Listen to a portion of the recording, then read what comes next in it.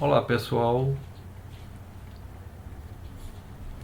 meu nome é Paulo Diniz, estamos com a disciplina de História 4 para as turmas do segundo ano A e segundo ano B. Vamos falar hoje sobre o nosso próximo assunto em relação à segunda unidade, que é a conquista da América. Falamos na primeira unidade na formação do que chamamos de Europa moderna ou a Idade Moderna, o seu início, né, quando várias transformações começam a ocorrer no continente europeu e essas transformações vão ter um impacto muito grande em relação ao mundo em si. Vamos ter uma expansão marítima que vai colocar a influência e a conquista europeia a praticamente toda a parte do globo. Vamos ter uma mudança de modelos de visão de mundo. Vai surgir o que chamamos de pensamento científico, e tudo isso dentro de uma transformação na própria forma de pensar, na própria forma de agir do continente europeu. Só que agora vamos ver uma parte específica, porque esta visão da Idade Moderna, ela traz como centro do mundo a Europa. Então a gente chama de visão eurocêntrica. Vamos tentar, vamos usá-la como já trabalhamos na primeira unidade, mas vamos tentar relativizar um pouco essa visão, visto que vamos trabalhar com outro continente que vai sofrer uma imensa transformação com essa expansão europeia. Essa transformação vai ser de violenta a extremamente profunda, que é a conquista da América. Logicamente que essa expansão europeia não se reduziu ao continente americano, mas o seu grande impacto, sua grande profundidade de domínio vai se dar no continente americano. A conquista da África, os territórios africanos e territórios asiáticos vai ocorrer mais a partir do século XVIII e século XIX. A conquista da América, sua ocupação, vai sistematicamente ocorrer a partir de 1500, do início do século XVI, e praticamente vai se consolidar ao final desse século. Então, faz parte também da nossa formação cultural. O Brasil faz parte desse processo de expansão, bem como sua relação com a África. A África que vai ser os grandes portos de mercantilização da mão de obra escrava, e não só o Brasil, mas praticamente grande parte ou quase a totalidade do continente americano vai passar por essa forma de extrair o trabalho através da força e principalmente da mercantilização da pessoa, do ser humano. Então, aqui temos um mapa do século XVI, do início de 1502, onde já dá para ver como a visão do mundo que se tinha já não se restringia apenas ao continente europeu. Já temos a costa africana, temos já parte da costa brasileira, os entrepostos comerciais na Índia, a parte verde escuro significa já essa ocupação. E esse mapa é de um espião italiano chamado Alberto Cantino, de 1502. Então vamos partir dele para a gente entender como vai se dar essa expansão europeia. Lembrando que você está dando para ver aí esse mapa bem de leve, onde nós temos Portugal e Espanha, a Europa continental, essa cidade desenhada aí é a cidade de Veneza, e mais ou menos demarcando, né, o que seria o continente europeu. Aqui abaixo temos já o registro do Brasil e a linha de Tordesilhas. É um acordo feito entre Portugal e Espanha que praticamente dividiu o globo em duas partes de influência, né? A parte que iria do Tordesilhas para o Oriente, que pertenceria a Portugal, e a parte da linha do Tordesilhas que iria para o Ocidente, pertencente à Espanha. Então, como contextualizar essa expansão? Primeiramente, a Idade Moderna Europeia, né?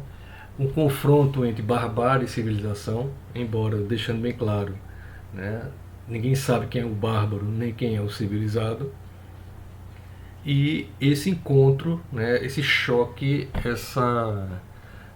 esse embate entre um mundo europeu, né, moderno, que surgia, e um mundo nativo americano extremamente plural, extremamente diversificado e com civilizações ou culturas que iam, né, como os astecas, com alto domínio já de uma escrita, já de um controle, né, da população através de tributos, até sociedades que estavam num estágio que a gente chama de coletor-caçador, ou uma agricultura extremamente primitiva, ou mais assim de raízes, não digo primitiva, mas uma agricultura que não demandasse muito controle, né, da terra, da população para a sua produção.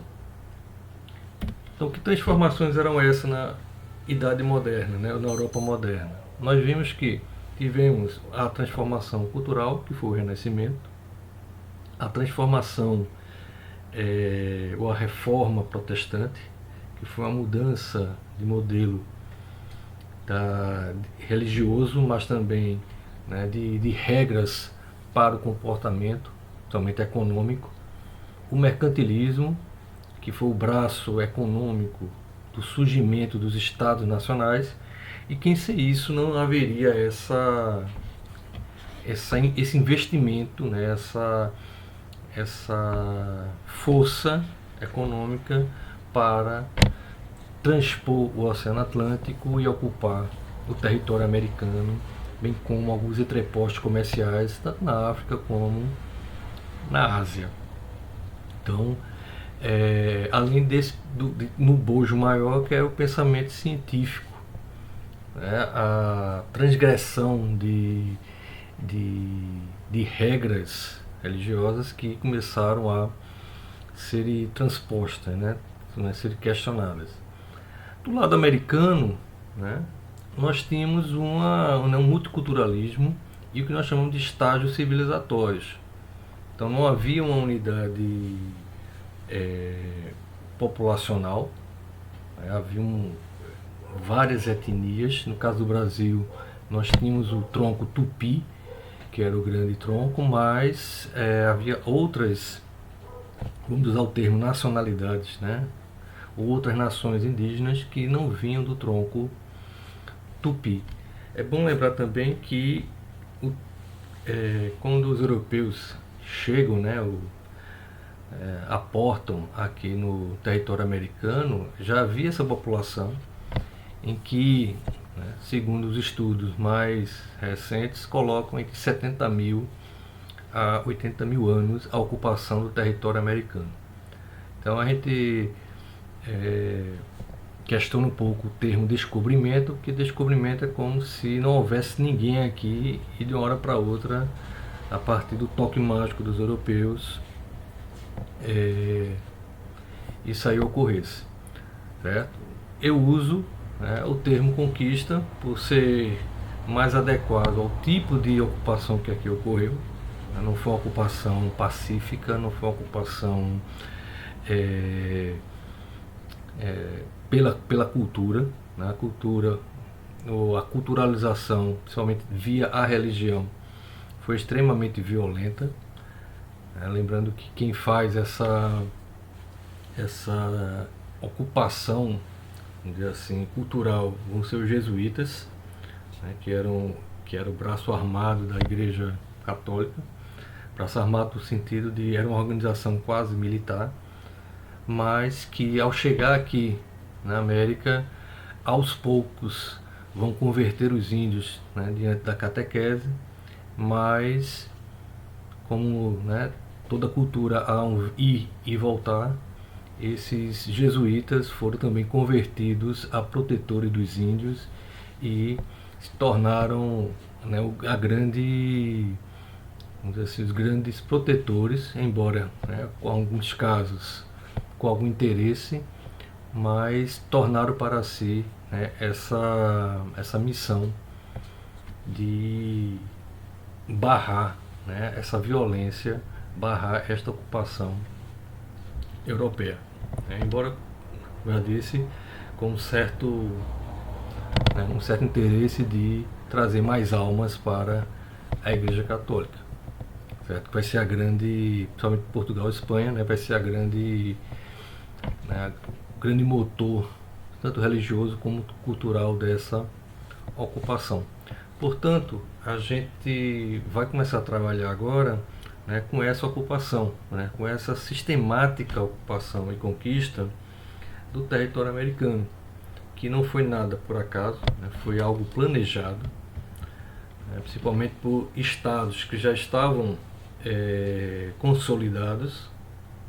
Vimos que Portugal e Espanha já tinham já se consideravam Estado-nação bem antes desse processo de navegação.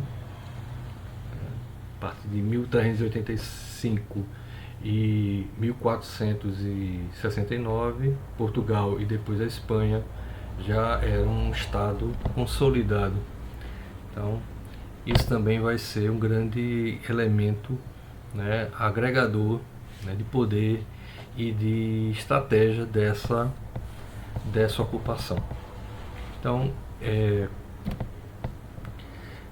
aqui temos, né,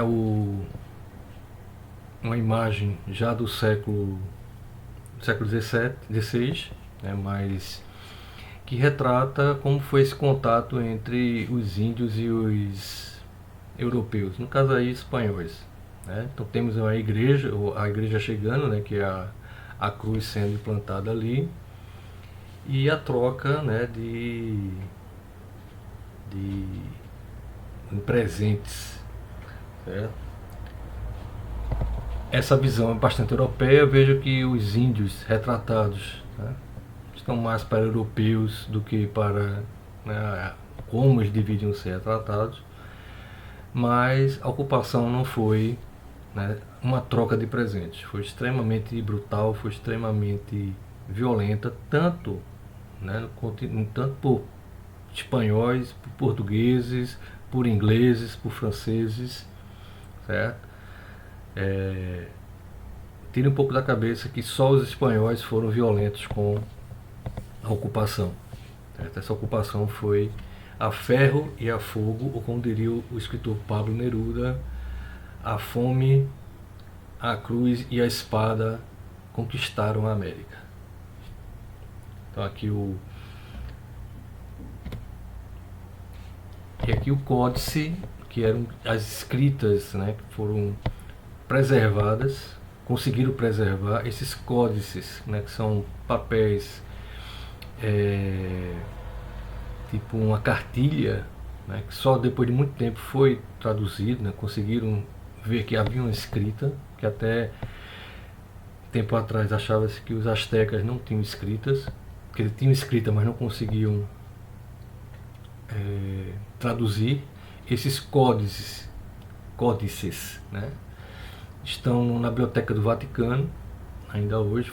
São 11 apenas, conseguiram, né, salvar essa preciosidade, porque o restante foi queimado, né, ou jogado fora, para que os povos americanos não tivessem o seu registro, não tivessem, né, direito a sua cultura. Certo? Então, Aqui começamos nosso bate-papo sobre essa ocupação americana, e nas próximas aulas vamos destrinchando um pouco mais como é que vai ser esta conquista e essa ocupação. Ok? Até lá!